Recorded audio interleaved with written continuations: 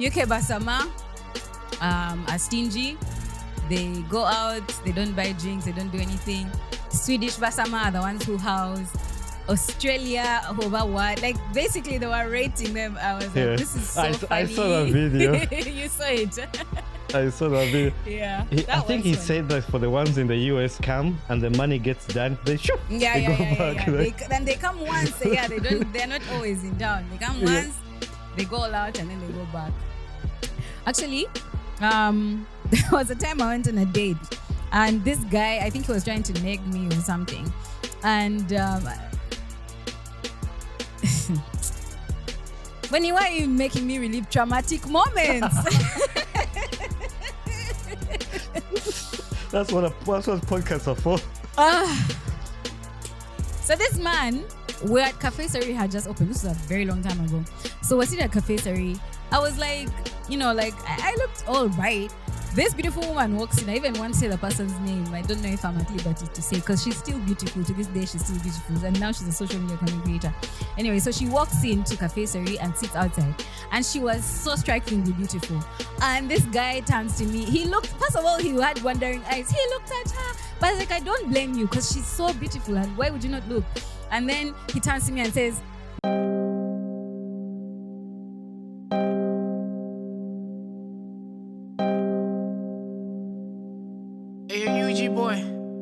let's talk to them. Let's talk chicka.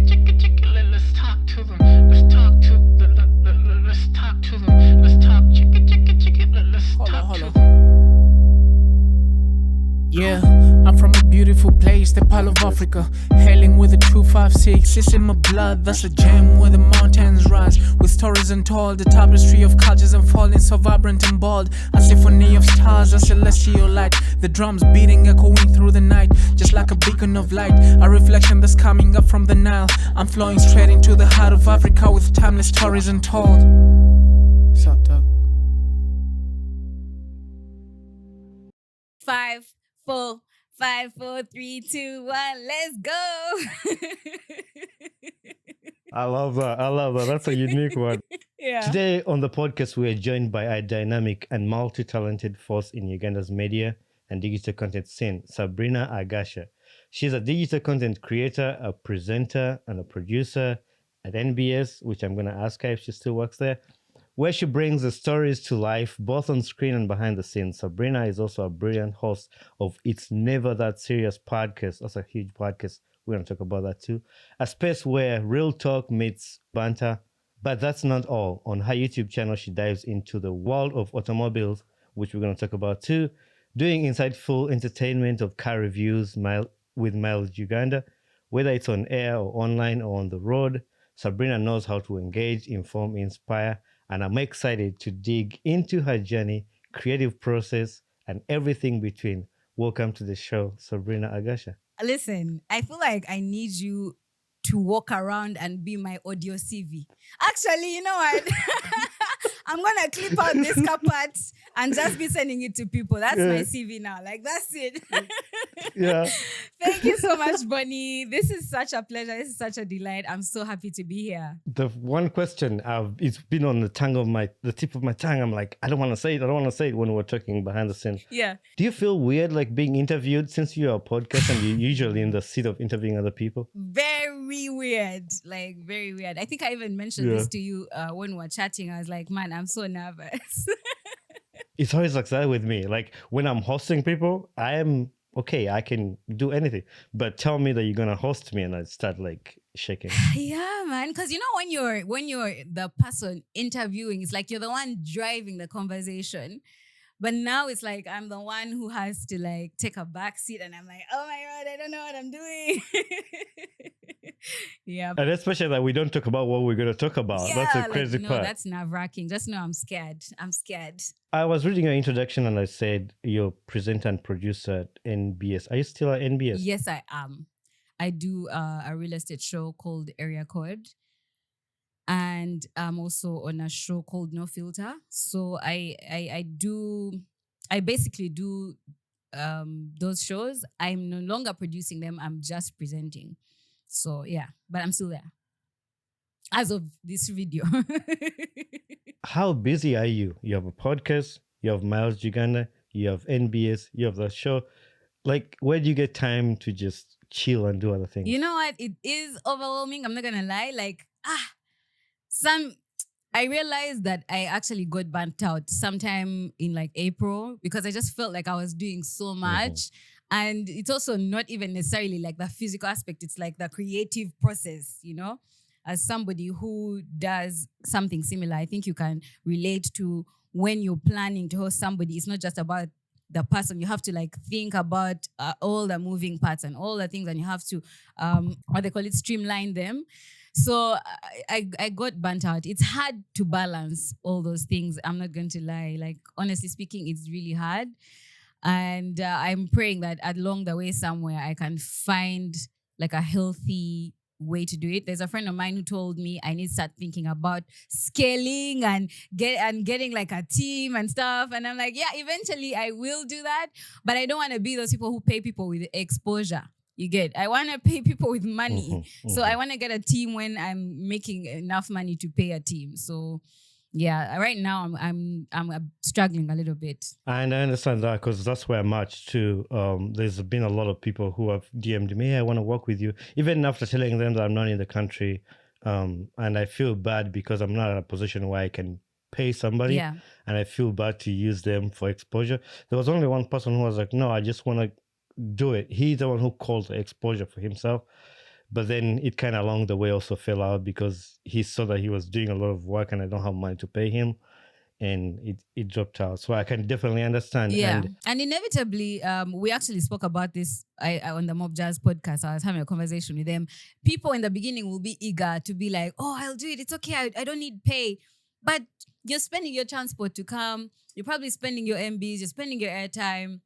You're really exerting yourself. You need to get paid something at the end of the day. Exposure is not enough. Like, even if it's just facilitation, you need something. So, yeah. From your Instagram, I'll base off your Instagram. We've never met in person, but a fashion star, like you really take time for how you dress. I really like that. I wanted to mention that. But with that, do you always wear caps, like a hat? You know, I really wish I had the face that could pull them off more often, but it's like I love them, but they don't love me back. You know, like I wear them, but I just don't, like sometimes they don't give. And yet I wanted it to be, like for a second there, I wanted it to be my thing, kind of like Erykah Badu or Cam Newton, you know, like I wanted to, but they weren't giving. They were not giving. The reason why I'm asking you that, because you did the Momo ad with a hat on backwards. I want to take me through that, why you chose that. Because I thought that was like a different, like looking at your Instagram, like all the other pictures, like that was like it came out of nowhere. I was like, that stood out to me. So what was behind the scenes? Why did you choose the outfit for that exact ad? That day I was shooting mileage. And for mileage, I want to be in the thing, right? I'm not gonna shoot cars or talk about cars, reviewing cars while I'm wearing like 6-inch heels and a bodycon dress. Like I want to be comfortable. I want to be practical. So that day I had been shooting mileage, and then afterwards I was at my friend's studio and I was like, you know what, I need to do this because it's something I've been planning on doing. And that's how that ended up happening. So it was just a matter of the day that it was. But I really do like caps. I do. I wish I could pull them off like you. You really rock your hat, sir. What's under that hat? Thank you. Is it a bad hair day or is it just swag? That's what I was gonna come to. So I have an obsession with like caps. I have over 35 or even more than that. Like hats. It's different. Like if I could wear different. I'm just speaking right now. There's just one sitting right here. There's another one I can see over there. But my obsession for hats, I like them. But I wear them when I have bad hair. My hair is terrible. My hair is terrible. Yeah. So they help hide my hair. So the thing in the US too, I don't know. And I don't want to generalize because other people might feel different. I take long to go to a barber. It takes time. Sometimes it's expensive because I work 9 to 5 and then come back, you're busy. So you kind of forget. It's only when it gets worse and you're like, you know what? it's time to go to a barber. It's not. That's the one thing I miss in Uganda, because when I was in Uganda, I mean, some people do. It might just be me. I'm not gonna generalize like everybody's like that, but there are people who go to a barber every 2 weeks. I want to do that. So how often do you go to a barber? Me. It's not every 2 weeks. It's when? A month. A month. By the time you go, you must look homeless. Like, what do you mean? I know. But like, I see TikToks where like they say a haircut for $300, and I'm like, a haircut for $300? Like, are they that expensive? I'm telling you, I was listening to a podcast. It's a sport. I love sports. So I listen to a lot of sports, like NBA players and all that. And they were asking each other. These guys make millions, obviously. They were asking each other, "What's the cheapest haircut you've got?" And the dude said $400. I was like, "Who cuts hair for $400?" That's the cheapest. And that's What the do you cheapest. mean? But these dudes, their barbers can't, like, they find them wherever they're mobile. True. Some guys fly their barbers on their jets. Like, hey, get on my private jet, come meet me here to cut their hair. Because they are loyal to. Somebody made a joke actually about men being loyal to their barbers. But what's that your Like podcast? guys can commit. Let them not lie to you, Mbu. They have commitment phobia. No. They can commit to their Arsenal even though it's losing every season. They can commit to their... Has it won? Has Arsenal finally won? Something? No, okay. don't Back even to the bring point. about Arsenal, So they 'cause you're can gonna break my heart, Ronald. commit to a losing team, and they can commit to a that's me. barber. So please let them not lie to you that they can't commit. That's nonsense. Yeah. You bring about Arsenal. I'm a big Arsenal fan. Actually, I have Arsenal jerseys all over my best man. But yeah, they lost, and I'm done with football for the rest of the year. Let's meet next year. But why do you do this to yourself? Why every year you're doing this to yourself? Why? Because that's a commitment I made, like stupid 2000. I was like when I was 8, and I have to live by that for the rest of my life. You know what? That's a commitment you're talking about. Bonnie, and I want you to unpack this for me. I know it's your podcast, but let me ask, right? How do men go about choosing what team to support? Because when they lock in, right? When does it happen? Is it like in childhood they groom you to love Arsenal or Manchester United? Like, what is the story there? You asked the right person, because that's literally me, what you just explained. Because in 2004, I started supporting Arsenal. We didn't even have a TV to watch his games. You had to go to those Vibanda. We would listen on the radio. I supported Arsenal just by listening on the radio for like 6 straight years without watching them on TV. And I just loved them. I love them. And then when you, like right now at a stage where I'm at, I cannot change that. Like I cannot. It's not even joking. I don't know how to best explain it to you, but I cannot wake up tomorrow and I tell you, Sabrina, I'm a Manchester United fan now. I can tell you I'm done with sports, but I cannot tell you like I'm switching to another Have team. you heard of the sunken cost fallacy?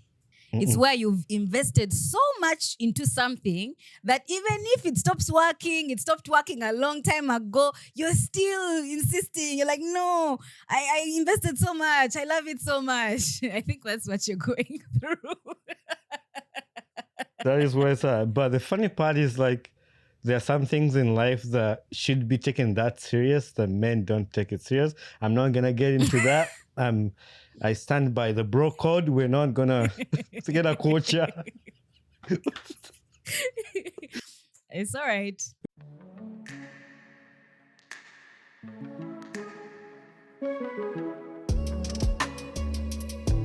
Elevate your podcast game today. Are you looking for a perfect place to record your podcast in Kampala? Look no further. Downsoft Studios, located at Ivory Plaza on Wilson Street, Level 3, Room 4, is a perfect place for you. Downsoft Studios has professional recording equipment, comfortable and creative environment, expert for all your podcast needs. Book your session today. Find them on all social media platforms or reach out to them directly to secure your spot. Let them make your podcast dream a reality. Downsoft Studios, where stories come to life. We touched on car reviews in your introduction. How do you did you develop the love for the cars, like for you to review them? So let me tell you something. I've always been obsessed with cars. I'm one of those people who used to watch like the James Bond movies just to see what cars and just to see the stunts, Fast and Furious and all that stuff. I think cars are so cool. And I realized that I love cars, but the girl version of loving cars, which is I just see it's beautiful. I love how the engine sounds, but I don't understand anything else other than that. And I want to learn more about cars. So I figured if there are people like me out there, so they also need to know these things. So let me just create a show where I'm learning with my audience. So that's where the birth of Mileage came from. I love cars. Every time I'm driving on the road, I just look at the symbol and then I know what car it is. Yeah. What's your dream car? Funny enough, I'm driving my dream car. Oh, I love that for you. It's not right. expensive, but I have a Toyota Tacoma. It's a truck. I bought it brand new from the factory. I love that. Fun fact: my truck was made May. Actually, it's making May 28. It will make. I bought it in 21. They was made in May, and I bought it in May. So right after it got out of the factory, it was on the truck bringing it to the dealership, and I called the dealership. I was like, "Hey, I want that truck," and the guy was like, "You need to buy it now because if it gets to the delivery or like the what do you call it, the bond, it's gonna be taken." So I bought this truck without even looking at it, without touching it. It was on the truck. It came with 0 mile, and I was like, "It should be nothing wrong with it." So I bought it, and that's what I have right now. I love it. I love that for you. You're already driving your dream car. I love. When I grow up, I want to be like you, man. What's your dream car? I don't even want to say it out loud. Okay, so my younger self really loved Jeep Wranglers. Like, I really, really, really loved the Jeep Wrangler. But my older self really likes the Rolls Royce, the one that's like like a 4x4 Rolls Royce. You've seen it? What is it called? It has a complicated name. It starts with like a C. Something. Anyway, that's the one. Imagine I don't know the name. Where's my phone? Yeah, like I said, I don't like. I love the Lamborghinis and all that, and G-Wagon and all that, but it's not G-Wagon for me. G-Wagon. G-Wagon sounds good. I think just to be and in the black one, yeah, just to hear the sound, like when you, oh my god, it sounds good. You're gonna change your dream car now to actually G-Wagon? I've changed it. Yeah, G-Wagon. And there's the new ones that they have. It's a Kia Telluride. Those are ones that are good too. And look at it, it's like, oh, that's a nice car. I love that car. But in my heart, I don't know why I'm stuck to this truck that I have. It's not. I mean, it's nice, but that's a Jagara. That's a Changage. Like, but you know, like I don't know why. I get what you're saying because I don't know why we all decided that everyone's dream needs to look a certain way. If that's your dream car, that's your dream car. If that's what you want, that's what you want. Jeep Wrangler is not also the most expensive car out there in the world, but it's the one, like when I was younger, I used to look at it and say, I want that one. And it's the one I want, you know? Yeah. I think we had that mentality of like a dream car should be like an expensive car. Yeah, like a Lambo, like a Ferrari. The funny part is dealerships have called me multiple times to buy my truck. But I said no, and they're buying it at a more price than what it's a higher value than what it is right now because they're on a high demand, and then they're like they can easily get it from somebody used than to buy it new. So I keep getting calls, but I was like, no, I'm stick to my truck, and I've started like modifying it. Okay. I put a lift on it, so now it looks bigger tires and all that stuff. Yeah, it is a sexy truck. I love it. I can make this podcast about that truck, but I love it. Because I was going to ask follow-up questions. I said, let me fast chill. I'll ask you when you come. Yeah. It's never that serious. Okay. You have a great podcast. It's never that serious. I really, really love it. I'm your number one fan. And the first time I found it, I was like, this is cool. This is my type of podcast. This is why I told you in the text, like, I think your vibe is the same as my vibe. And sometimes I listen to your podcast just to see how did she navigate answering this, especially the time we just had Kansime. She was just from my podcast. She came to your podcast, and I kind of listened to it. I was like, man, we kind of had the same questions, and she pulled it off, and it was fun to listen to. I love the style of podcast you chose to do, how you navigate somebody's life. You bring funny questions, controversial questions. I really love it. I love Thank you. I your really podcast. You're appreciate you're holding the flag for the podcast. And in you know Uganda. what? I appreciate you saying that because I often watch your podcast as well. I wish I could show you a picture. So there's a time I was watching YouTube and it showed it says most watched. So it shows like a list, and it was Mob Jazz, my podcast, and your podcast. And I was like, so YouTube is really calling me out, like these are the only people that I do watch, because I watch your podcast often. And Anne's interview as well, before she came to mine, I made sure that I watched yours because I wanted to, obviously I always do my research. I want to see what my guests are like and stuff like that. But also like you said, I feel like we are similar, like our podcasts are similar. So I was like, okay, I need to make sure I do it a little bit different from Bonnie. So it has a different vibe. So yeah, I really love your podcast as well. And I'm so glad we're doing this. I'm like, yay, finally. And you also hosted Cynthia. And Cynthia, I watched that. Yeah, I watched that episode as well. So yeah. And she recommended you to be on the podcast here too when she was here. Plus Mama Kampala, I'm trying to find a time to get her on the podcast too. But that's the same thing I do. I love doing research about my guests, and I watch any interview that's out there that they've done. Or whether TV, whether podcast. So it gives you an understanding of who you're gonna host, which is really, really cool. And I love it. I was driving to Florida.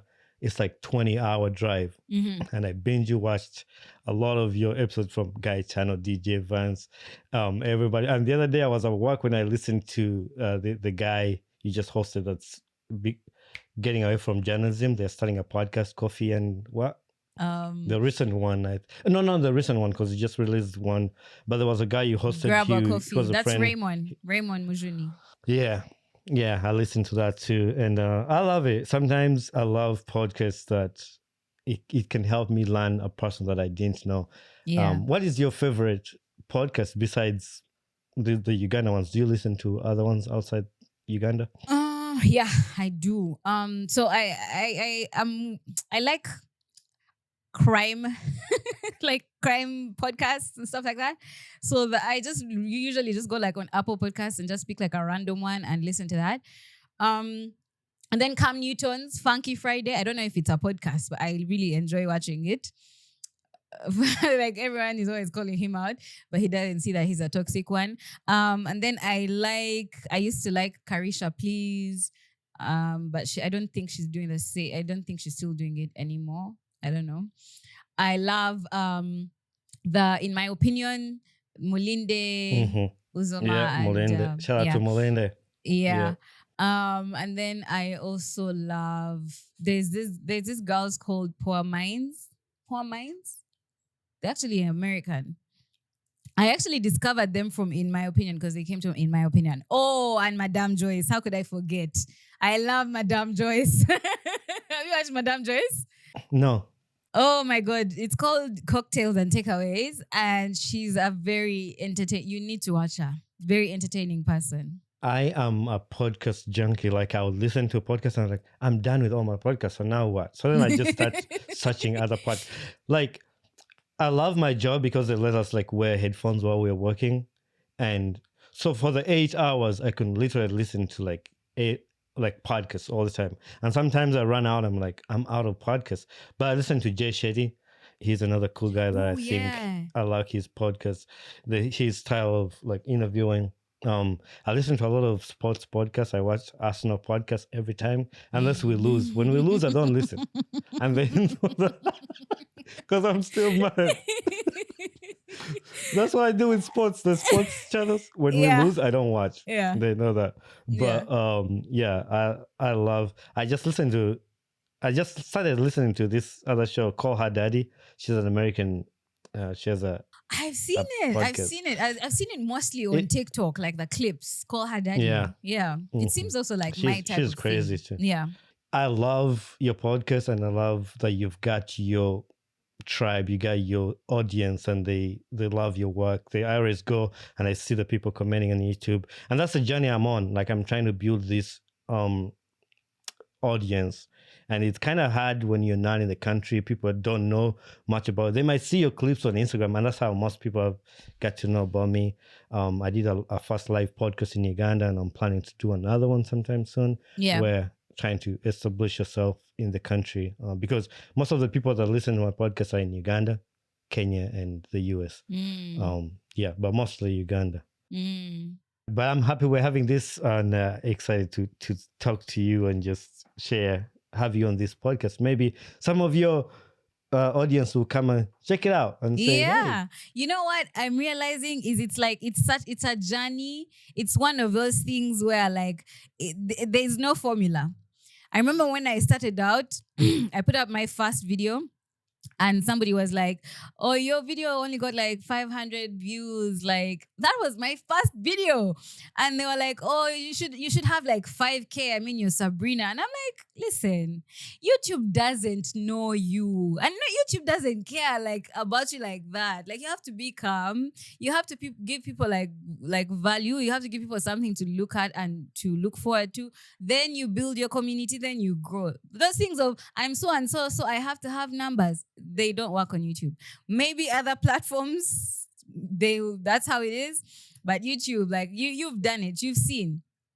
If you want organic growth, you have to be patient. The thing for me is I love podcasts. I think before the numbers, before anything, it's just a love. Like sitting down and talking to a person. Yeah. Like, I love that. Yeah.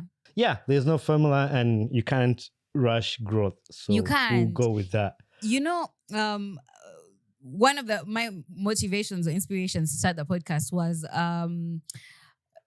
somebody that I idolized all my life, Larry King. Did you know Larry King? Mm-hmm. Yeah. And he had a show on YouTube called Larry King Now. Because back then he had a show on CNN called Larry King Live. So Larry King Now was on YouTube, and I used to just sit down and binge watch his episodes. Like years pass, and then I go back and rewatch, and years pass and I go back and rewatch. And I'd see like the views weren't viewing. But me, I loved the way he was doing his interviews and stuff. Views weren't viewing. They weren't. And it also made me realize that you can't also fixate on things like, they call them vanity matrix. You can't fixate on that. Like, you focus on adding value. Those things will follow when your stuff is good, you know? That is true. That is true. Yeah, I read a quote the other day, like, focus on being better will find you. That one. That's and it. then That's it. Yeah. We're gonna do our this or that. Okay. Usually on my podcast, this or that comes in like 5 minutes of the podcast. But now we've just been vibing and talking and all that. So 30 minutes, half of the way. This or that. You're gonna pick one, and you can explain why you pick the other one. Why you pick that one. Okay, I'm excited. TikTok, Let's do this. TikTok or Instagram? Which one really runs the content game? Okay. Question. Is it which one I prefer to use or which one I prefer to watch? Like, I don't know. My platform of preference as a content creator, me, is Instagram. But I'd be lying if I said I don't spend a good chunk of my days on TikTok. Like, TikTok is home. Like, I love TikTok. Yeah. Yeah, so that's a hard one. Yo. Okay, just give me a second. Let me think.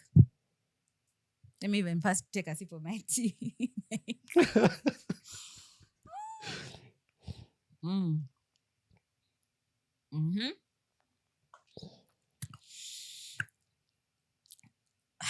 TikTok. I'm gonna do a follow-up question on that. It's not on here. Instagram Reels or TikTok videos? I mean, it's the same, but like, just those. Let's focus. Like, which one do you think is funnier? TikTok. TikTok is Yeah, I agree. where the most creative people are. Like, you can watch like 10-second clip on TikTok that will change your life forever. And then like a month or 2 months later, it will be on Instagram. I don't know why that is. Like, people delay to put it on Instagram, or the Instagram algorithm doesn't push it to you. I don't know what it is, but TikTok has the most brilliant people I have ever seen. Like, I'm so glad it exists. So yeah. TikTok is something else. Came out Yeah. of the blue, and America almost shut down when Trump closed it. Yo, what Because was people that? didn't know what to do with their lives. What was that? I don't even know. I'm thinking like it was just a political push. Like, Yeah. because how can they close it and then the day this guy swears in, he comes back up. It Oh comes yeah, back. our man did it. Our man did it. savior. Yeah. Okay. Yeah, I see what they but did it there. was crazy to Yeah. see the people went on X, Facebook, and said, "So what do we do with our lives now?" And like America was just so they didn't know what to do with themselves. Yeah. I saw, but you guys are a bit dramatic because I saw people as if it was like, bro, like calm down. It's just an app, man. It's just an app. I know. At that time, I wasn't even actually into it that much. But then they threatened to do it again the second time. I was like, so now what am I going to do? Because then I started like building up a following and I started like saying, okay, TikTok is nice. I like it. And then they was like, oh, we're going to turn it down again. And then they started another app. You know, they in America that same And how day, is- like how is somebody that said going? another app. How is that Yeah? going? How is that app going now that TikTok is back? Well, some Chinese thing. I don't know. Oh my God, these guys can be dramatic. Red note or something Can be note. dramatic. America can be dramatic sometimes. When we Yeah. had COVID, guess the first thing that ran out of store? Take Toilet a paper. guess in the store. Toilet paper. Why? I know, Why toilet because I paper? remember it was like a whole thing.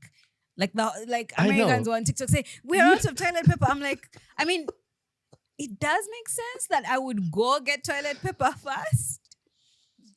But like, how can it run out? Like, I don't understand. Like, how are people buying like No. truckloads? I don't understand. Even if COVID happened, no, God forbid. I don't want it to bring it Knock back. on But even wood. if something happened like that again, knock on wood. I wouldn't. If I ran to a store, that's not the first thing I'll What's pick. the first thing Like, you're picking? That's my what's, list. What's the first thing you're picking?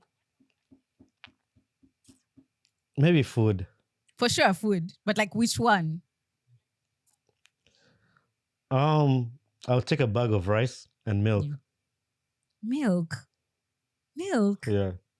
My God, Yeah. milk is such a what's the word I'm looking for? Luxury. Milk is not a priority. Don't let Ninja see here me You know saying what? that. Milk is not a priority. What are you talking about? You're grabbing milk in a crisis. You That is grab funny a because bag of that's rice. funny you say that. That makes me reveal, like, see myself how America has changed me.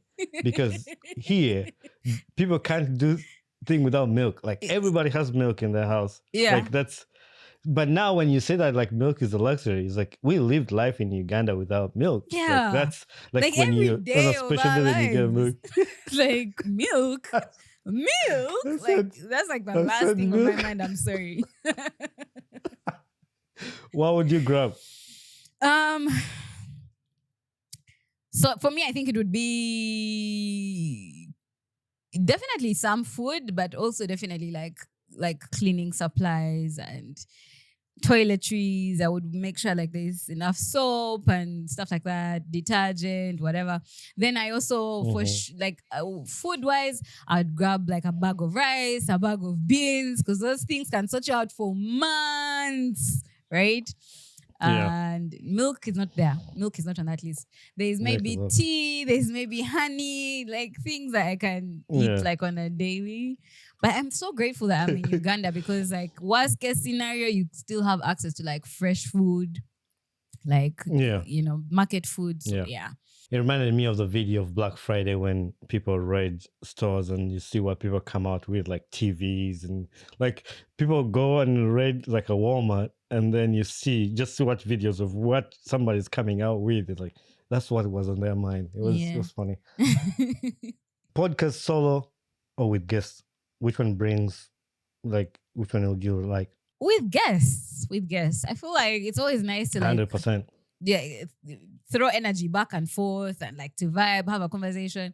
I love having conversations. I'll talk to anybody about anything. Like as a human being, that's just who I am. So for me to be able like even to just turn it into a thing that I can do like as a job is actually the best thing or the best decision I ever made in my life. So podcast with somebody is fun. Someone has been pushing me to do a solo episode. Have you done a solo episode before? I was gonna say that I did one at the beginning. I've not done, I tried to do one yesterday. Yeah. Because people have asked me to do an episode to tell them about my journey into like aviation, how I got into like doing aircraft, because that's my 9 to 5, my aircraft mechanic. So when I posted it, people were like, "Oh, we need to hear your story on how you." So I tried to do. I've not done one in like 2 years. So Okay. yesterday I sat down here, and I could not do it. I could Why? not. Like, I sat What down. happened? I don't know. You start I- jazzing, then so I you find backtrack. Uh-huh. Yeah, I find myself like boring when I'm talking about myself. I need that energy, that vibe to vibe up some. I'm gonna do it. I'm gonna do it. So, but I think I need to be in the right space to be able to do it. Would it help to have like talking points? To have like, and then you give yourself like a timer. You'll be like, I'm gonna talk about this for 5 minutes, this 5 minutes, this 5 minutes, so that you don't like get off track. Because I know that even people who do solo podcasts always have like a director or producer. But if you're doing it on your own, you don't know if you've overdone it or not. So you have to produce and direct yourself. Yeah, I think that's what I'm gonna do, because even with the podcast that we do here, I prepare for the conversation. So like I know where we're gonna drive this. So I think that's what I need to do. Because yesterday I was just sitting and I was like, you know what? Let me go to my basement and shoot a podcast just out of the blue. So I didn't prepare for it. And that's why when I came here, the words went on to wording, and then they were just getting out of my head. I learned that from you. So I'm gonna be saying it throughout the whole podcast. The views were not viewing. Ugandan Twitter or Ugandan TikTok? Ugandan Twitter is toxic AF. It is toxic. 100%. So but then Ugandan TikTok is just not it. Like, I feel like Ugandans, I want to come and wipe your lens, all of you one by one. What is this that I'm looking at? The lens is dirty. You've not even cared to. And I know they say like the resolution in Africa changes. I don't know. They did our phones funny. Fine. But some of you just need to wipe your lens. I'm going to have to go Ugandan Twitter on this because I can't stand watching those grainy videos. I can't stand it. Twitter, so this question is, I can't decide because Twitter is toxic. I read the comments, I read what people are pushing there. Man, if you're soft-hearted, you could, I don't know, you can't handle Twitter. That's why I'm okay with my Twitter. I just go there, post a clip, okay, I had this person, and leave. Same with TikTok. But now I've started engaging with TikTok. So this is where I discovered the TikTok. I use I just put a video on TikTok and then come back and see how it's doing. But recently I was like, you know what? I need to get engaging with these people commenting. But now that was the wrong choice I ever made. Because some people cannot reason to save their life. And you know what I do? When somebody comments something and I try to explain to them another perspective of how I looked at it, and then they just want to fight. They want to go back and forth. I said, okay, period, bye. And then I was like, I started saying like, I respect your opinion, and that's okay. Let's move on because life moves on. I'm not the kind of person who likes to sit back on my phone like, okay. So that's too much. So for me, my hack to that is I do not engage with negative comments on any level whatsoever. I don't respond. I don't like. I saw a comment on the interview I did with Raymond, and someone was like, the host needs to learn how to be how to have intellectual conversations or something like that. And everybody, like, you see, my community came and defended me. They're like, the show is called It's Never That Serious. I calm down. But I looked at it, I felt like a bit triggered. But one thing I'm also noticing is some people are just haters, right? Some people are just negative. They don't come with constructive criticism or anything positive to say. They are just coming to kill your vibe. And the more you engage, the more they are like, oh, so I touched a nerve, so I'm going to touch that nerve further. And the more you engage, the more you give them, content to work with. I do not engage with negative comments whatsoever. Like, I thank God for people who fight my battles for me. I love you. I appreciate you. Thank you. Keep going. But me personally, nah. Because, like, they can kill your vibe. You can just go back and forth with a stranger online. You're talking about that. That one just happened today before I came to this recording. I woke up, opened my TikTok, and some guy said, the host needs to, the same way you just put it, because this person doesn't like Babaluku, and he disagreed with what Babaluku said. And like, I don't know how to explain it to that person, but like the podcast is a podcast for somebody to come and share their own opinion. If you disagree with it, that's okay. That's We're not all gonna okay. agree on something. Yes. Just if you don't, and this is my when I watch something and I don't like it or I disagree with it. Yes, I disagree with that, but that's okay. Move on. See, it's not yours. That's what other people don't have. They want to make their point heard. Like, yes, you can comment about how you feel about something. It's like, oh yeah, I understand how you feel and how Yeah. you look at it. But I think this person has hate for Babaluku and everything Babaluku said. Yeah. They were like, okay, and then so it was just too crazy. And that's the thing. Like I was like, this is not gonna kill my vibe. I have a podcast Yeah. to shoot. I need to be on my A game. It does kill your We go vibe. again. Let me tell you, that negative stuff online, it does kill your vibe. That's why on Twitter, no matter how much you abuse me, no matter how much on TikTok they diss you, you're like, listen, it's okay. You don't know me personally. I don't know you. It's okay. Like you can have your opinion. Exactly. Yeah. And it's not like when somebody's one thing I tell myself, am I gonna sleep outside because somebody's abusing me on it? Like, am I not gonna eat? Am I not gonna sleep? Exactly. Like, you're not giving me like exactly. you're not my land. Even if you were my landlord, I still pay you money. But like Yeah. you're not. I'm not sleeping in your house. I'm not Yeah. like what? What am I gonna feel watch? Yeah. This one is similar to that. Getting dragged on social media or getting ignored completely. Which one hurts the most? Getting dragged hurts. Getting ignored Yeah. sucks, but like it's okay. You know, not everyone is going to like what you like. That's okay. But getting dragged, Mm-hmm. I've seen people get dragged, and some of my friends have had to endure that stuff. People online, because I think they're hiding behind their keyboards, they don't hold back. They'll come for your appearance. They'll come for whatever little information they have about your personal life. They'll diss everything about your existence, your career, hey, bro. No. I would rather be ignored. It's kawaii. You ignore me. Same. Like I don't want to be a part of it. And especially if getting dragged means you have to be there and watch it. Because you can get dragged and decide to ignore it. But Yeah. if you have to be there and watch yourself getting dragged, I don't want to deal with that. So you can Yeah. ignore me however much you want because I really don't care about that. Yeah, facts. Ugandan YouTube or Kenyan YouTube? Who is winning the content war? You know what's crazy? Now that you asked this question, I'm so happy that my answer is going to finally be Ugandan YouTube. Like, Ugandans have finally given me stuff to watch. Back in the day, it wasn't a question. It was like, definitely Kenyan, right? But now I think it's Ugandan. Like, I have so much to work with on Ugandan YouTube now.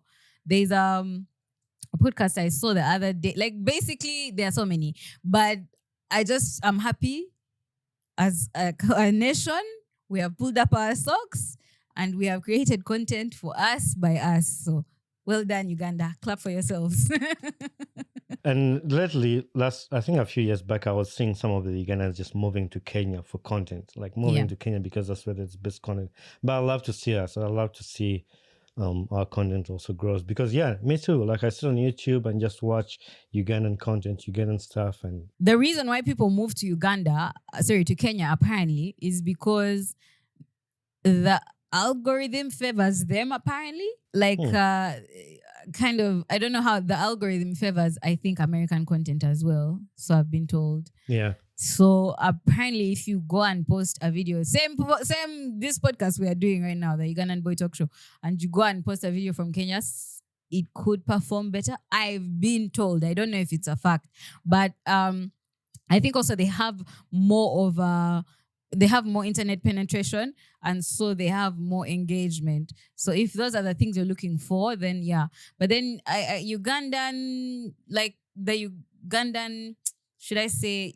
Ugandans are just now picking up on consuming that content. Like, yes, us, because I think we think of it as just us people, but we are not the only demographic. There's another demographic that was completely out of the loop that is now getting in. So I think people are now picking up. Internet penetration is getting better. Internet is more accessible to more people. You have companies giving like 50 Mbps for like 99,000 Ugandan shillings. So it's spreading further, and there's different factors that come into play. So I understand the people that went to Kenya, because me personally, I'm not gonna lie, that was a strategy I had in mind. I was like, one day this year I'm gonna go there And I want to test the theory. I want to see if it's true about the algorithm and stuff like that. But yeah, like I'm gonna build up on that. Do you think it's because, first of all, a lot of people on this podcast have said Ugandans are haters. Like us Ugandans don't want to watch another Ugandans work. We don't support ourselves. Do you think the difference is because like the Kenyans will support their own, but then Ugandans will choose to watch something else from another country? So that's why the algorithm, like if Ugandans supported their own, I mean, not taking away like people who support us who watch our YouTube, like this is a general issue. It's like if Ugandans appreciated the work of their fellow Ugandans, maybe that's a difference in Kenya, that the Kenyans are actually watching their own content. When you go to like Apple Music and Google top 100 Ugandan music, the top 100, the first 10 songs, you can see one Ugandan artist in there. The Nigerians, Americans, the top 100 Uganda. I usually tell my theory like, hey, play top 100 Uganda. And the first 10, top 10, yeah. there's only one Ugandan song in there. Yeah. You know what? I've been hearing a lot of that lately. The Ugandans don't like supporting Ugandans. Like I've heard that a lot lately. I wonder if it's true. My theory is a little bit different. My theory is for the longest time, we've not had much to work with in terms of like, I want to support you, Bonnie, but if I don't like what you like, I'm not liking your product, is it by force? You get what I'm saying? Like, if I like, let's talk about in the context of like, so content right now. We were talking about how previously it was mostly like Kenyans who me personally, I was consuming their content. The reason I was consuming their content is not because of any other reason other than I like it. It's nice. It's shot well. The picture is good quality. The sound is good quality. The content is entertaining and interesting. As opposed to Uganda, like I said, I open my TikTok, I see the grainiest video I've ever seen in my life. I'm like, boss, you could have wiped your lens. Like, come on. You could have done like an edit. So is it that Ugandans don't like supporting Ugandans, or that Ugandans want nice things and up until recently, there haven't been that many nice things coming out of Uganda? Back to what you're talking about, the list. I've had 2 guests on my podcast so far complaining about the Ugandan music. They were saying Ugandan music, Chidandali has overdone it. Let's relax Chidandali. Let's now create let's evolve. If you look at Afrobeats over the years, they have evolved. The first Afrobeat song, I remember the first Afrobeat song I had was those days of Two Face and the P Square, those guys. Yeah. The thing about the music you had in 2004 and the music you're hearing out of Nigeria now, they are like night and day, worlds apart. But one could argue that music from like 2010 in Uganda and music from now sound similar. So it's not I feel like Ugandans want nice things, and until we give them those nice things, they are entitled to not want to show up for you. If they're not enjoying your content, they're allowed to not show up for your content. If they're not enjoying your music, they're allowed to not like your music, because you get like, we shouldn't just like things because it's a Ugandan who has done it. No, let's like nice. We want nice things. Let's give each other nice things. You get like, for me, that's my perspective. That's my perspective. Yeah. Yeah, you can't force somebody to like something that you've not taken time to. Let me give you an example, Bonnie, right? Like, let's say you have a friend who has like a catering business, right? But their food sucks, right? And then they get mad at you for not supporting their business. But it's not that I don't want to support you. It's that your food sucks. You get what I'm saying? Mm-hmm.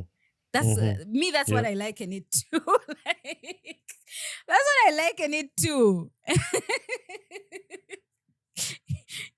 And now that we're talking about music, you're a big music lover. And on your podcast, like when I listen to them, you talk about music, you dive into music. How did you start your love for music?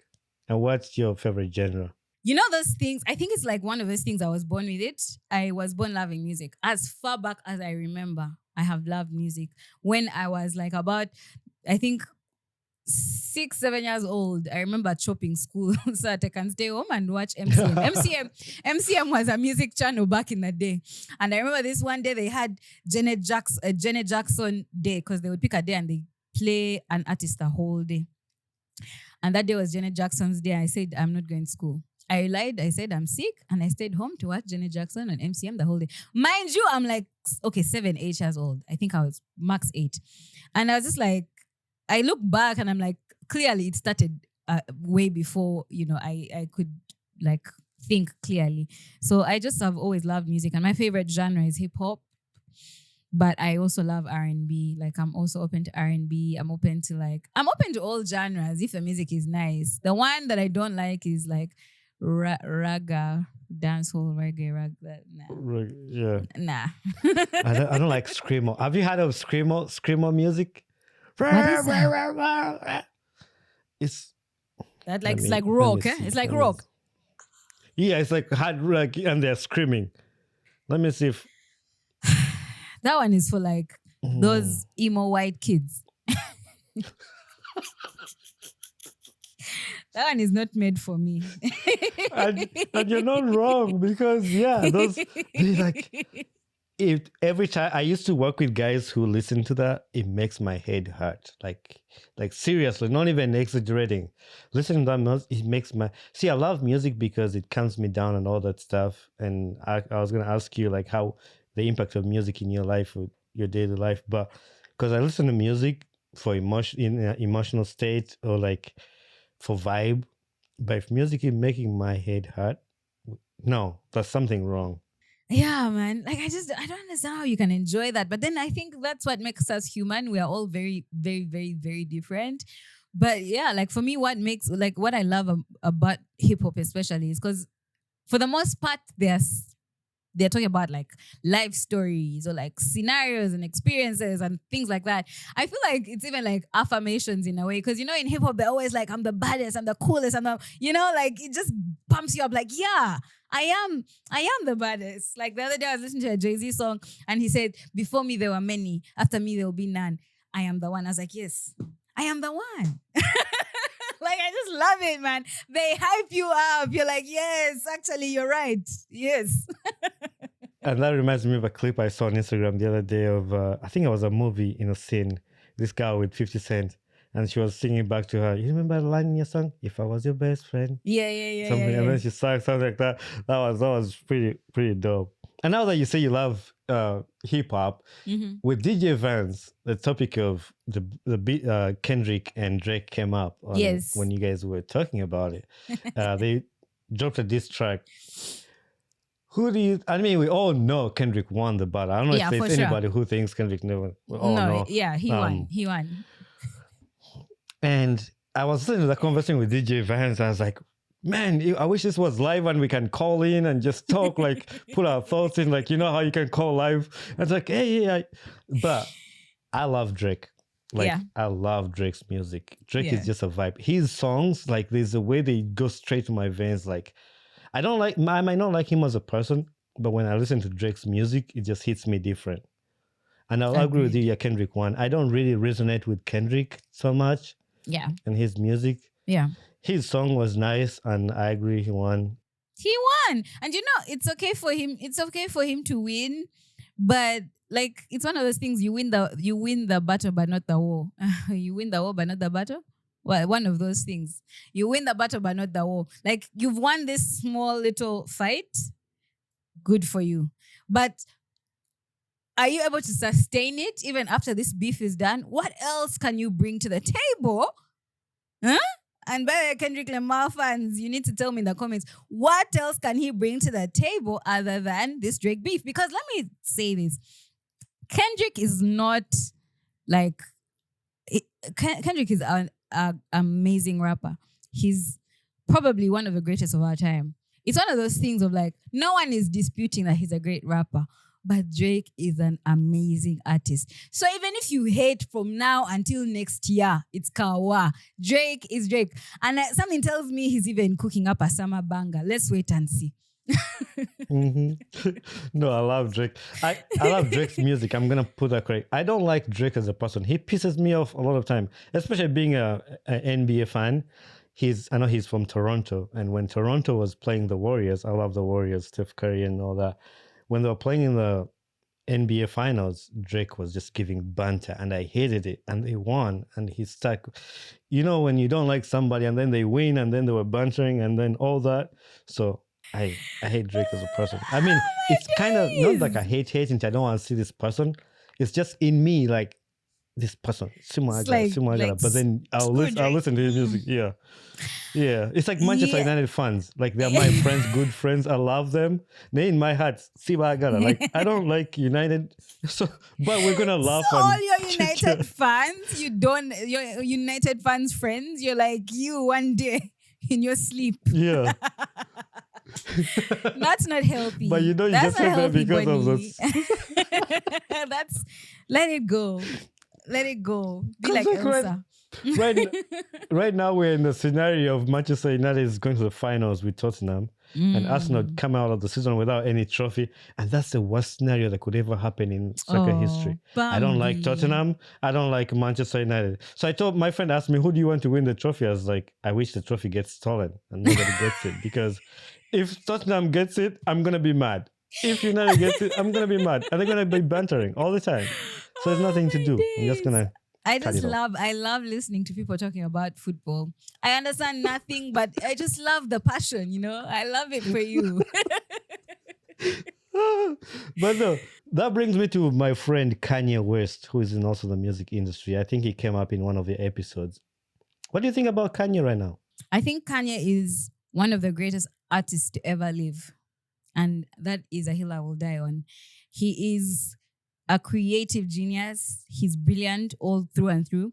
But you know, people who are overtly brilliant, like there's a fine line between being a genius and being mad. Do you believe that? Like it's a very fine line. Mm-hmm. Like if you overdo your brilliance, you can turn into somebody who is not mentally okay. He has come out and say he has like mental health issues and stuff like that. And I think that explains a lot of his erratic behavior. But the honest truth is, for me, Kanye is top 3 artists I've ever, like, in my life, in general, since my birth until now. One of the greatest artists that has ever lived. Yeah, I love Kanye.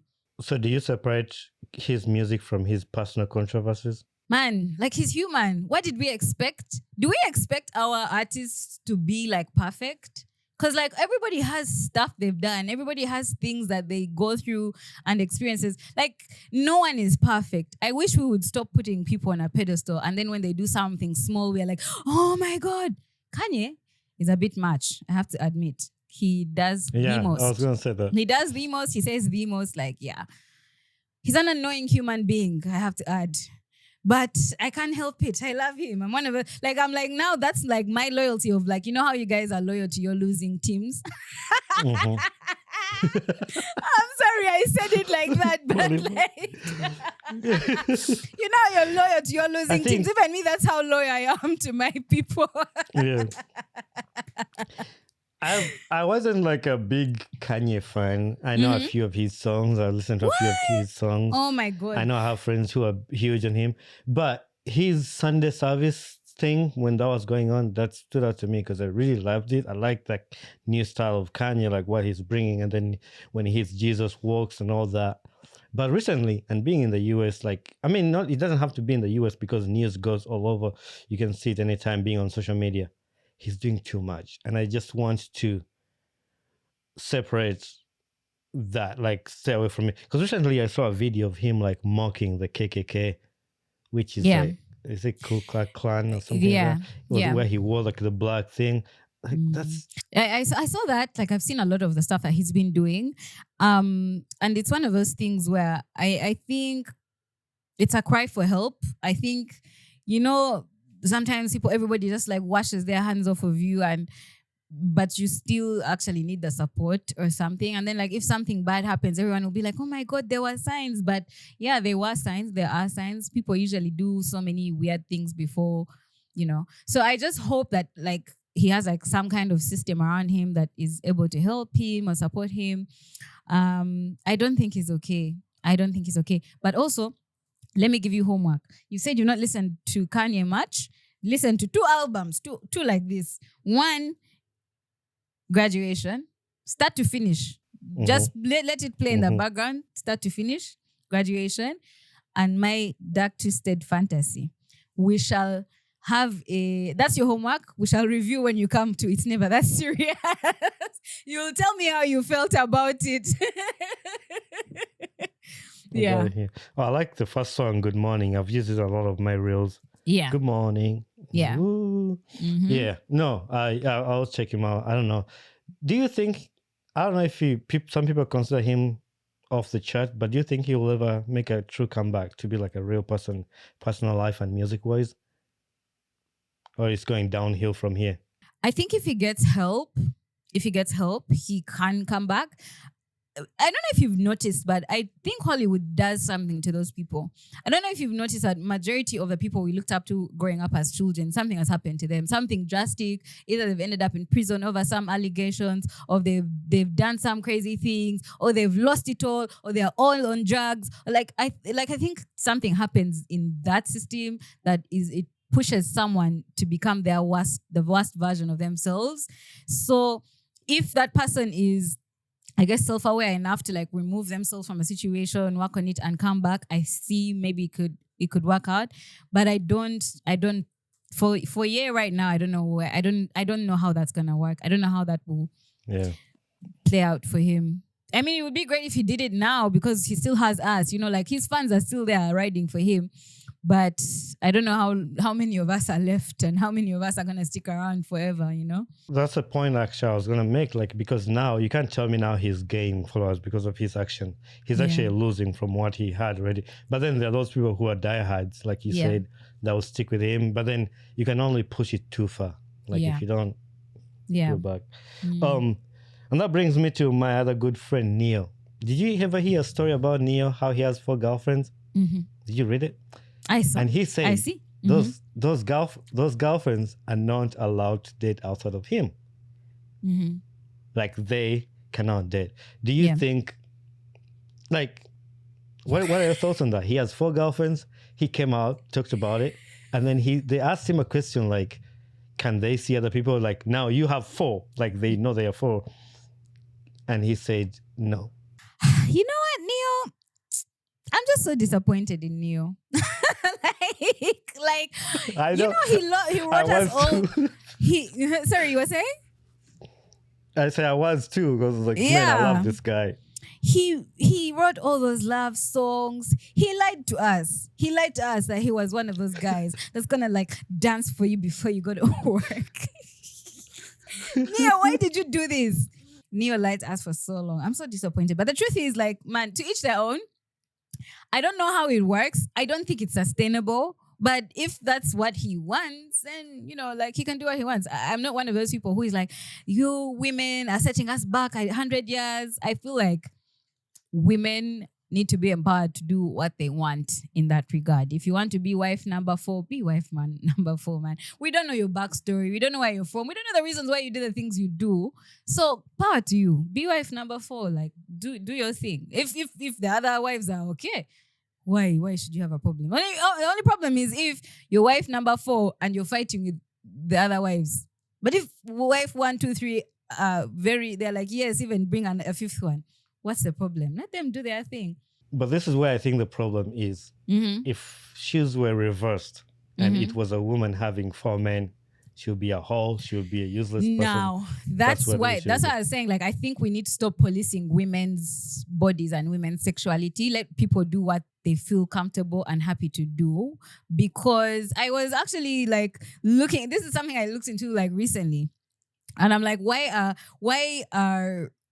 would a woman do the same exact thing and it's frowned upon so harshly, and yet a man does the same thing and no, because men is men? No, but because it's the patriarchy, honestly speaking. I'm not even a feminist, but I'm just like, how is it very different from what you're doing? No, because a woman is supposed to be what? And who decided that a woman is supposed to be that thing? It's just societal. Who decided that societal thing? You understand? Like, that's how I'm like, listen, if you want to do that stuff, do that stuff. If it's what floats your boat, do it. You know, like within a healthy, safe environment.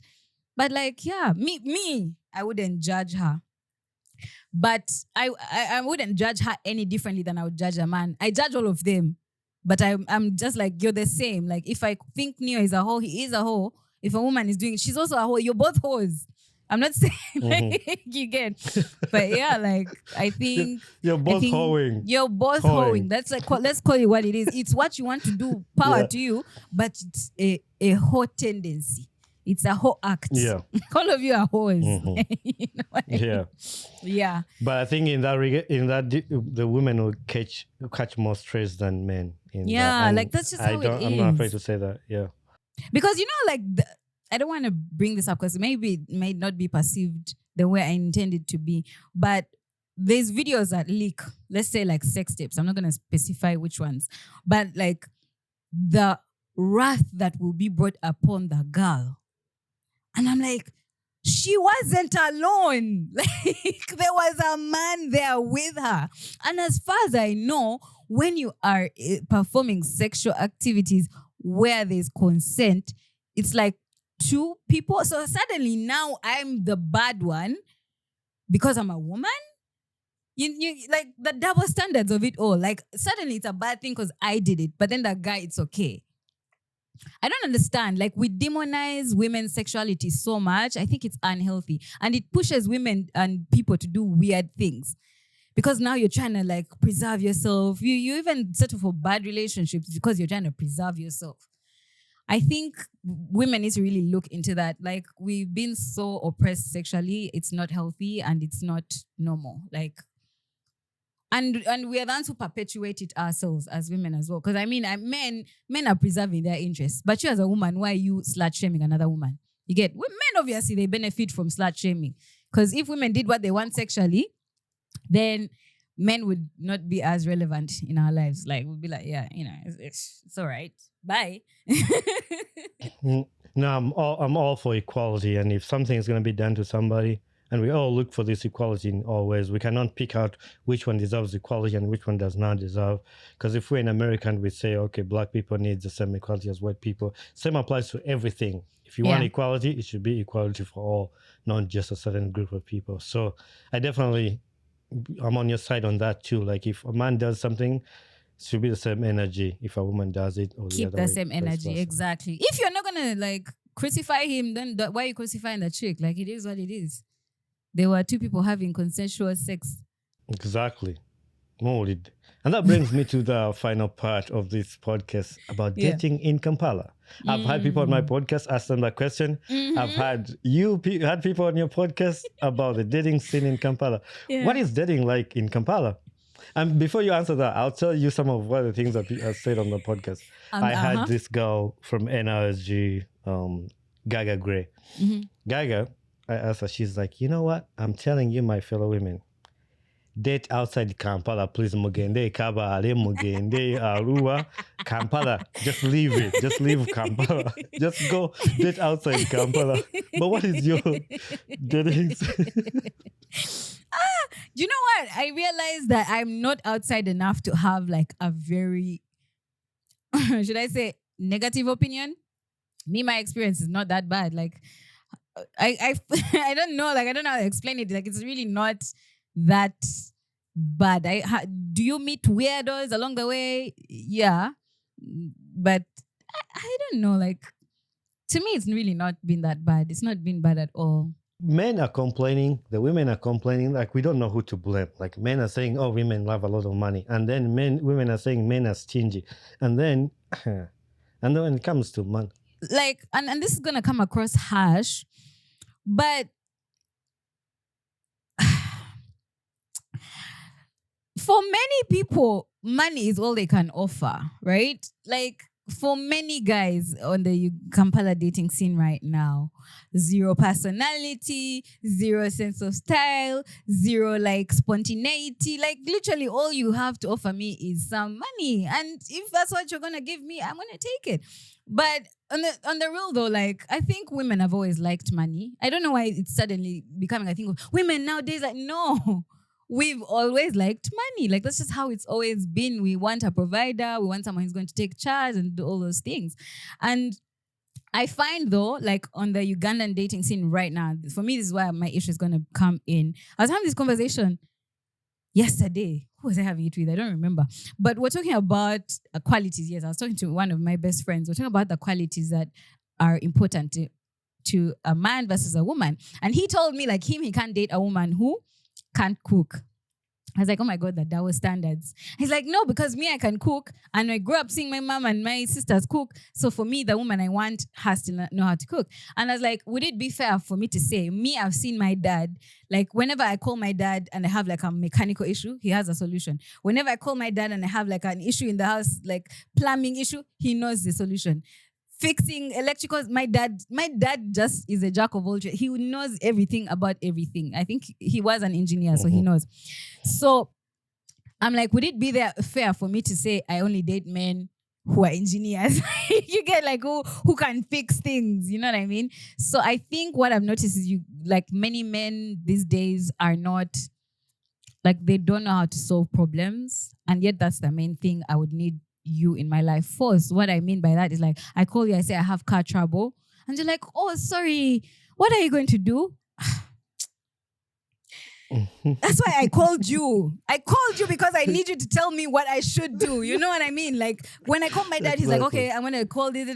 You know what I mean? Like find a solution. That's why I'm saying like all you have to offer is money. So that's what I'll take. Because if I'm like my car is broken down, send me some money. Because like I'm what I would want for you to do is say, okay, like where are you? Let me call my mechanic. He's gonna come pick it up. In the meantime, you can take an Uber. Where were you headed? Like you get like solve the problem for me. Help me. That's what I need a man for in my life. So if you tell me, sorry, what are you going to do? What am I going? Like, then why are you here? Just send me money. Send me money and I figure out what I'm going to do. That is so true. That is so true. And people make money a center of all attention in anything. And yes, money is important. And a lot of people have agreed with that. But like, Bonnie, don't we all love money? Why do you work? We do. Yeah, like as a man, why are you working if you don't love money? So why do we now demonize you? That's the thing I'm saying. A man does it, it's okay. A woman does it, it's a problem. Why? Stop it. But I also feel like there's some men who tell their women not to work. And when they ask for money, then they take offense to that. Like if you can't provide to them, don't stop them from them going out to look for their money. But also some people who have shared on this podcast, like women too, you don't need to put your center of attention to this man providing for you. You as a woman, you need to have, because are you going to look ugly because this man can't give you 100K to go do your nails or something like that? You know, like it's not, for me, I tell this to myself, like, yes, we're like, me as a person, like I first take care of myself. Like I don't really care about the other person. So it should be the same way. Like even if you're married to somebody, it doesn't mean they say like you become one, but that's just like what the Bible says. You still have your life. Yes. You still have your life. And when you die, you're not going to die together if you're not in the same car together. When you die, you're going to die as you. Like, so you need to remember that you take care of yourself no matter cost. So I have this other segment called rapid fire. Now that we're not panicking, because usually I tell my guests to just say the first answer that comes to their head, but feel free to explain to it if you want to. It's still rapid fire, but I'll love to get more words out of it. Who's your favorite artist right now? Brent Faz. I don't think I know. Oh, look, that's your homework. That's more homework for you. Brent Faz is an R&B singer. He's really good. Brent, like BRENTFAIYZ. Fires? I might actually know him, but maybe just the name. Like I usually listen to people that I don't even read their names. But no, I love R&B. And like I was telling Cynthia, Ninja C, like, was it Ninja C? That they no longer make R&B music like they used to make them. You know, that thing would hit straight out of the vein. And I still listen to those songs like from Yeah, and I think that's also why I like Brent Fayez, because he has that kind of sound of that kind of nostalgic sound of like back in the 90s. Yeah, he's really dope. Listen to him. I'll text someone, even reminds you, and I'll follow up and be like, what did you think? Okay. I Yeah. will. I like the banter you had with DJ Vance. Actually, Yeah. we've been talking with Vance to have him on the podcast, but I've been busy and he's been busy, so we're still trying to figure out that time. But I like the banter you had with him about his age. That was funny as hell. I was laughing. No, Vance is actually a very, very fun person. You have fun. You kept running it throughout the whole podcast. It was like his age. It was funny. It was a funny time. Your worst date? Worst date? Mm-hmm. The worst What date I've was been it? on. Yeah. Actually, there was a time I went on a date, and this guy, I think he was trying to neg me or something, and Bunny, why are you making me relive traumatic moments? That's what podcasts are for. So this man, we're at Cafe Sari had just opened. This was a very long time ago. So we're sitting at Cafe Sari. I was like, I looked all right. This beautiful woman walks in. I even want to say the person's name. I don't know if I'm at liberty to say, because she's still beautiful. To this day, she's still beautiful. And now she's a social media content creator. Anyway, so she walks into Cafe Sari and sits outside. And she was so strikingly beautiful. And this guy turns to me. First of all, he had wandering eyes. He looked at her. But I was like, I don't blame you, because she's so beautiful. And why would you not look? And then he turns to me and says, me, I can't date a beautiful girl like that. I'm like, bro, what are you trying to say right now? What are you trying to say right now? That I'm not? So for me, that was the last time I ever saw that man. Because who are you man like that? I may not be Beyonce, but I am also not doing badly, please. You're not going to disrespect me like that. That was...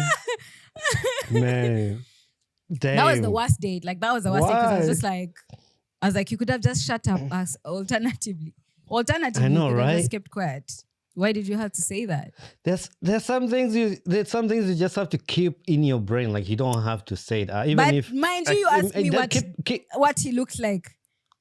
Him saying I can't date a beautiful girl like that, it's not because you can't. It's because you can't. Like, you cannot step to that person. Like, he was so...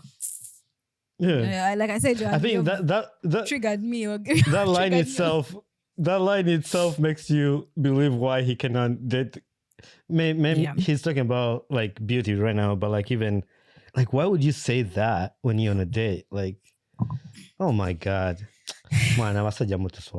You get. Now you've reminded me. Actually, Kampala men ain't shit. Now I'm remembering. I had forgotten. You. I'm kidding. Yeah. What's your dream podcast guest?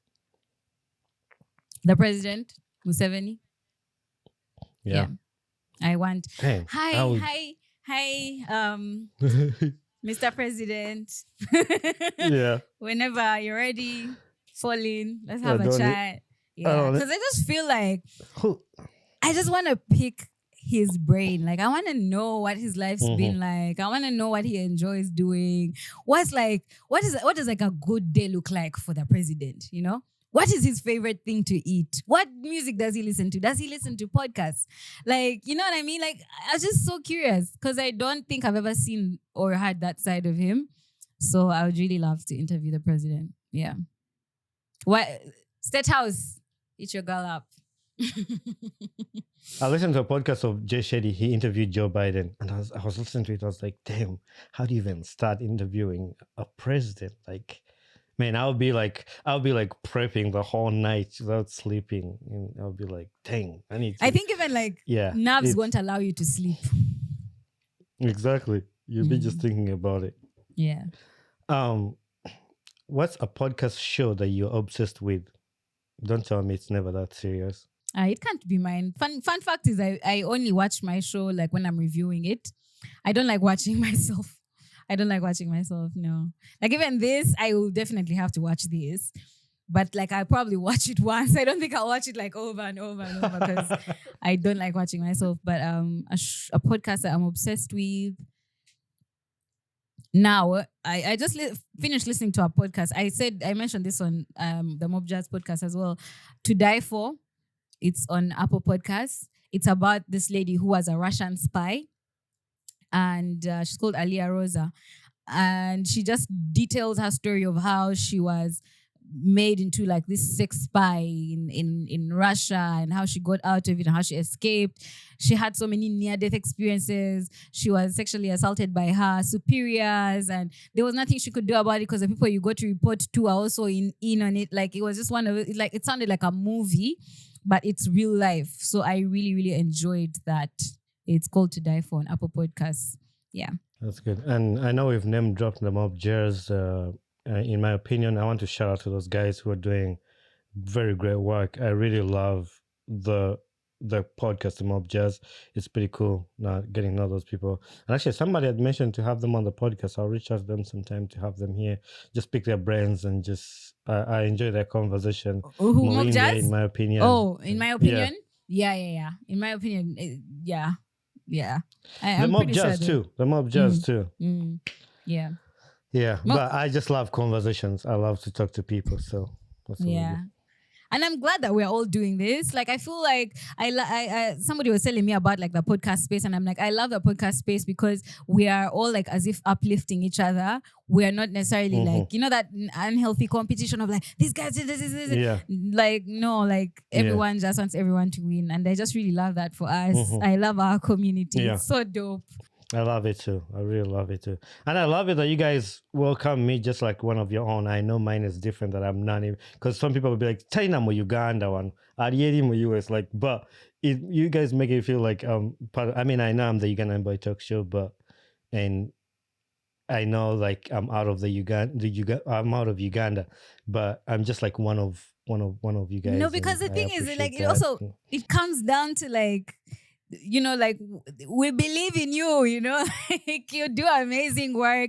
You're putting out amazing episodes. Like me, like I said, I've watched you long before I knew. For the longest time, I didn't even know your name. I'm not going to lie. Yeah. I just knew the Ugandan Boy Talk Show. Like, I just knew it. I've been watching it. I think I even knew about the time when you did a live event in Uganda. I didn't make it to that, but I saw it online. You had Nyonyozi, I think, on it as well. And I follow her. I think that's how I saw it. Yeah. I just like, for the longest time, I've been watching you do your thing. And like, it's just so amazing to see like the growth and the what. And for me, what blows my mind is you're not even here. And I'm like, you're not even here? Like, how do you even... And you're pulling this off? Like, it's so impressive. You have no idea. Yeah. Thank you. The final... We were still doing rapid fire. And then we went... no longer rapid fire. What's the most overrated song on the charts right now? Most overrated song on the charts right now? The thing is, I don't know what songs are on the charts right now. Just tell me, actually, just from the songs you've had that you think, I think that song is overrated. I have an answer for you. What is an overrated song? Almost every Amapiano song. Enough, guys. Enough. I've had enough. No. Yeah. It cannot be the same tempo the whole night. Like, it cannot be the whole... Bro. But I can't even hear my thoughts. You know what I discovered, though? And actually, I don't know if people listening will agree with me. Listening to Amapiano, it's like the Baganda drums. Like, if Amapiano can blow up like that, if Baganda would get their music and put it on YouTube, like, it's the same thing. Yeah. But actually, they were, when was it Tyler? When she performed at Coachella, she did Amapiano and they were doing the Amapiano dance and dancing around. And I was like, if we get our Baganda drums and just do the drum, and people just dance around, it'll go viral. But again, I don't know. But listening to Amapiano, it's not. It's like I've had enough of Amapiano. But just add to what you're saying, back in the early 2000s, and this goes back to that conversation we had about like Ugandans supporting Ugandans. Back in the early 2000s, there was Ogopa DJs. I don't know if Yeah, if you're yeah, I if you're remember Gen Z, you Ogopa probably DJs. don't know what I'm talking about. But there was I'm Ogopa old. DJs. I'm old. Trust me. There was I'm- Ogopa DJs in Kenya. They were on Yeah. fire. And then there was something called the East African Bashment Crew. Was that here? Yeah. It had some Ugandans in it. It was. And at the Yeah, time, baby, cool. Ugandans were making amazing music. Think about the era of like when Bebe Cool and Bobby Wine had just started. Chameleon was putting out music, like amazing music. It was crossing borders. Mose Radio also joined the chat. Like, and we supported them. We support things that are nice. You know what I mean? Like when the music was good, we vibed to that music when it was good. Even now, when the music is good, we do vibe to it. It's just that like now there's just so much noise elsewhere, so we can't really zero in on this specific one. But I'm just saying, like, you reminded me when you said that, and I was like, yeah, I remember that era of like the Ogopa DJs and like the East African. Bro, I have gone off. I don't even remember how we started. We started on Amapiano.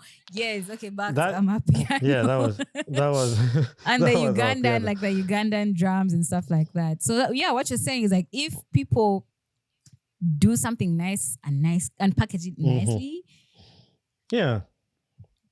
we I will was- listen it's to that like music.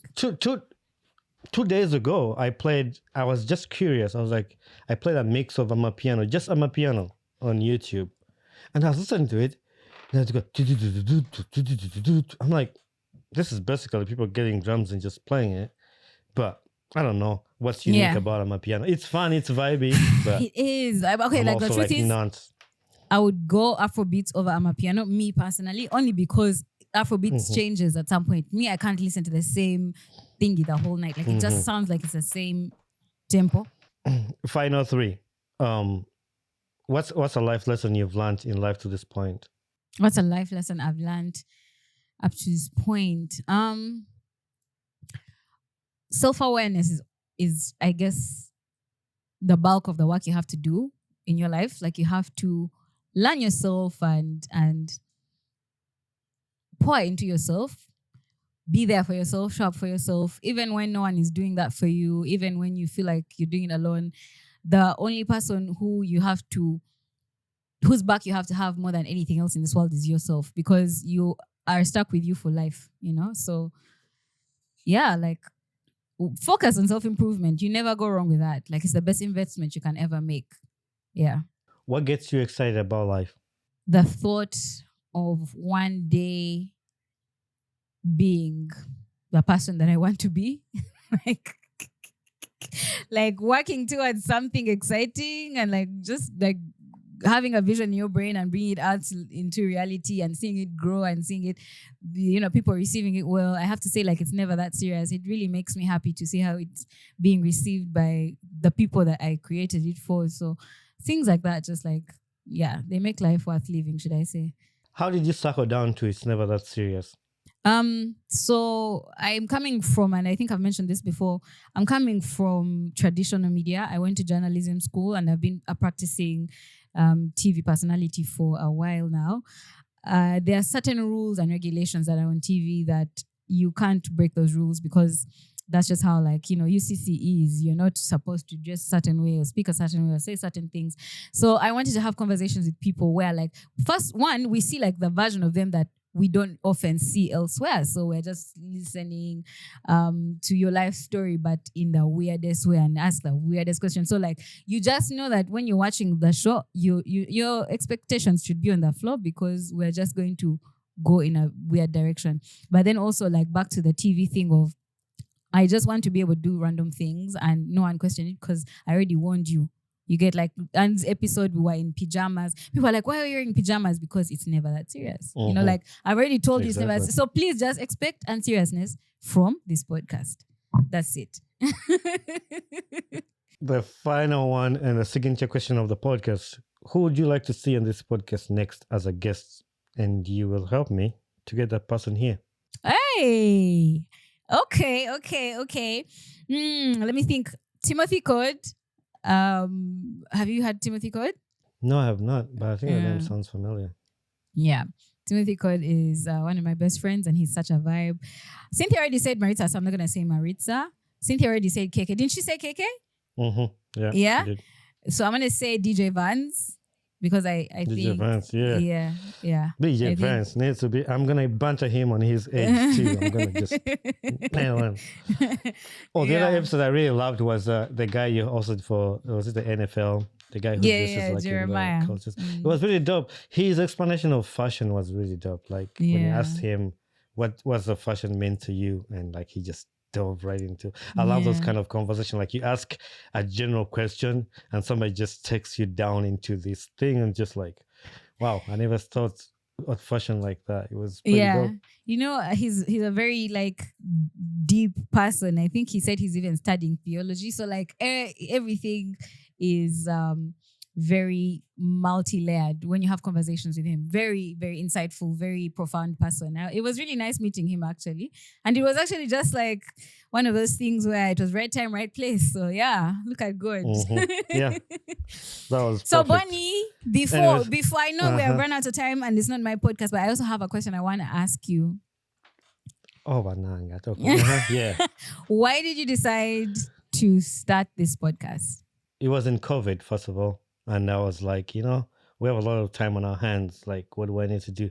And I think it started from my love for podcasts because I started listening to a lot of podcasts and I loved what they did. I was like, oh man, so I can just sit down there, have conversation with people and just talk. I thought it would be cool. Yeah. But also like, I like inspiration and inspiring other people. I mean, sometimes we laugh and do all that, but I love stories of people that can inspire somebody else. And I felt like at that time, I had a story that I could share with somebody. And I was sharing about my journey into... Actually, people are asking me to share my journey into aviation or how I came to the US and how I do aviation. But that was my first episode, like my very first. It's boring a little bit because I had bad audio and all that. I might remake it for the people who want the new graphics. But it was just me sharing my story. And after I did that, that's the solo podcast I did when we were talking about solo podcast. So I did those for a little bit and I was like, you know what? I can't run this thing just by myself. I'm a little bit boring alone. So then I initiated bringing guests, asking them about their journey. Who was your first talking guest? Talking about different things. Who was my first guest? Actually, my first guest was a girl called Edith Naigaga. So Edith had started a podcast. Actually, she's also another person that inspired me to start a podcast. She's in America and she started a podcast. I think it's called Dembe. And she was talking about her journey from Uganda to the US. I was like, oh, that's pretty dope. Like she's talking about how she moved to the US. And I was like, I want to do something like that. So I hosted her first. But funny enough, that year she quit podcasting and she's never done it again. So she stopped. But, okay. So if she inspired you, then if she inspired you, then I think she served her purpose and moved on. Yeah, I think so. So then it just started like that. Then I just started going on and evolving and changing things here as I go. Like again, I said, I started with audio. So people would just call in. I have a video and I would just have the audio, not the video. So then I was like, oh, I could move to the video. So people were using their phones. And I was like, but when I put it on YouTube, some people would see like it's not well thought through. And like I did a podcast with Babaluku again during the time when I was still doing those. It was good conversation, but the picture was terrible. Audio was terrible. The internet was in and out. So then I was like, it's not giving. You know how we're talking about the Ugandan content in terms of but like it's not really. So then I evolved to this where we both get good quality. When I put it up on YouTube, people can see and they can hear very well. So that was the genesis of my podcast and that's why I started it. Just have conversations. Okay, I love that. Congratulations and thank you so much for having me. Thank you. Yeah. Thank you. When you have a party for 10K subscribers 10K on YouTube, Tuja. So I need my invite to J. We celebrate you. Nange when to Kayo, I'll return the favor and call you. Amen. But no, you're doing amazing work. I really love your work and I learn a lot from your work and make the podcast over. Hey there, my name is Bonnie Chibuka, the podcast host of the Ugandan Boy Talk Show. Thanks for watching and listening to my podcast. If you enjoyed this episode, don't forget to hit the like button and don't forget to subscribe. Also, leave a feedback on this podcast because that's how we grow. Thank you very much and be blessed. Yeah, I'm doing like the promo thingy. When is this going to come out? Wednesday. Inshallah.